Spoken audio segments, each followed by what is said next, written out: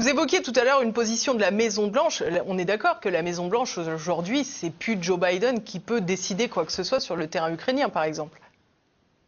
Non, c'est affligeant de voir l'état du président américain.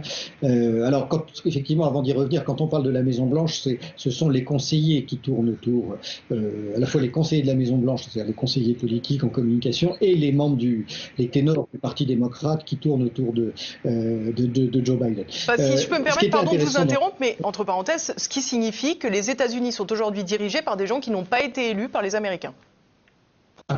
C'est absolument le cas. On a l'affaire un petit peu, mais je dirais je ne sais pas si une oligarchie, mais à un président comme dans le cas de l'Algérie il y a quelques années avec Bouteflika, un président qui est un légume finalement, et finalement son entourage, ou ses entourages plus exactement, qui viennent prendre les décisions et les imposer. Et alors ce qui est intéressant, c'est qu'on le mesure de toute façon de manière transparente, mais c'est qu'à chaque fois que Joe Biden fait un voyage officiel, l'ensemble de ses conseillers viennent expliquer aux dirigeants européens ou autres qu'il rencontre finalement la manière dont il faut se comporter pour éviter que la réunion officielle ou devant les médias tourne à la déconfiture.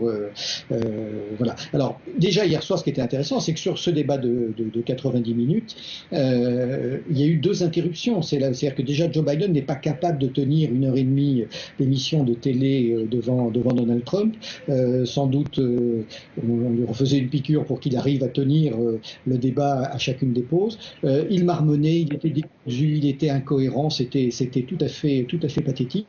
À l'issue de ce débat, les ténors du Parti démocrate devaient prendre la parole dans les grands médias. Ils se sont tous immédiatement désistés parce qu'ils ont trouvé que c'était vraiment une catastrophe. Le Wall Street Journal parle de crash au sens de crash aérien, comme si la Maison Blanche était écroulée.